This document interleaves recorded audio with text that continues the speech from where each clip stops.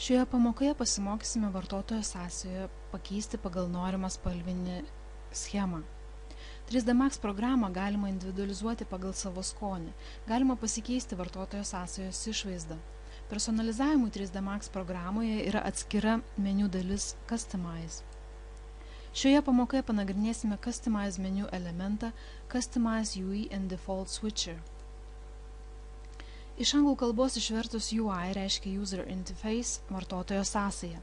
Pasirinkus šią meniu skiltį pasirodo dialogo langas, kuriame galimi įvairūs vartotojo sąsajos pasirinkimai. Yra keli stulpeliai. Dešinėje pusėje yra vartotojo sąsajos UI Schemes parinktis. Pasirinkus vieną iš šių parinkčių keičiasi 3D Max programos spalviniai nustatymai. Nuspaudus bet kurią iš parinkčių būsimą programos išvaizdą galima pamatyti žemiau esančioje skiltyje. Default UI programos spalvinis sprendimas pasidaro šviesiai pilkas. Programoje rodoma pagrindinė meniu įrankių juosta Extras, kurioje yra AutoGrid sekos ir kiti mygtukai, yra paslepiama, sluoksnių juosta taip pat paslepiama. Pabandykime pasirinkti šią parinktį. Spaudžiame Set, OK. Ir štai matome, mūsų programos langas pasikeitė iš šviesiai pilką ir pagrinde matome vieną pagrindinę įrankių juostą. Grįžtame į Customize UI and Default Switcher ir panagrinėkime modulą Toolbars UI.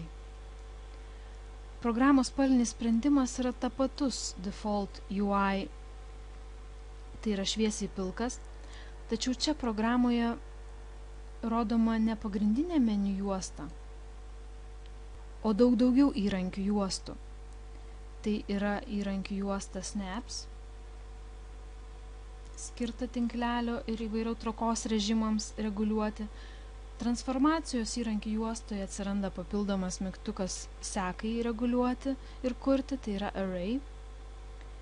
Yra sluoksnių įrankių juosta.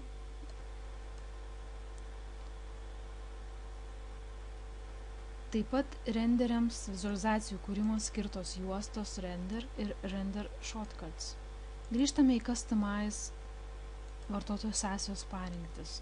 3D Max 2009 sąsaja beveik nesiskiria nuo default nustatymų, tiesiog yra skirta dirbti pagal 2009 metų Maxų versiją. IME Dark ir IME Light schemos yra beveik tą pačios, tik tiek, kad viena yra šviesi, kita yra tamsi. IME galima iššifruoti kaip Autodesk Media and Entertainment. Kairiajame stulpelyje Initial Settings for Tool Options galima taip pat reguliuoti įvairias parinktis. Iš šių schemų naudoti siūlyčiau Max V-Ray parinktimi, kadangi vizualizacijoms kurti naudosime V-Ray programą.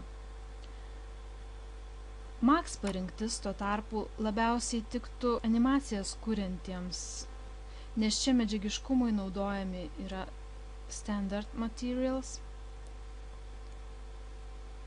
ir yra nustatyta, jog objektai nemestų šešėlio, tai yra Shadows yra parinktis On neįjungta.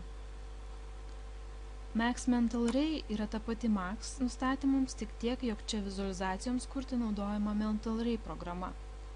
Design Viz parinktis rodo esminį skirtumą tarp 3D Max programos ir 3D Max Design programos.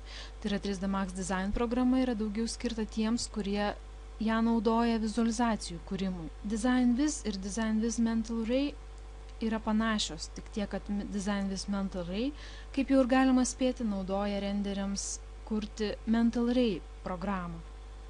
Design Viz programoje skirtumas tarp Max yra pagrindė toks, jog yra numatyti šešėliai ir įvairios parinktis renderiams daugiau skirtos pagal renderių kūrimą.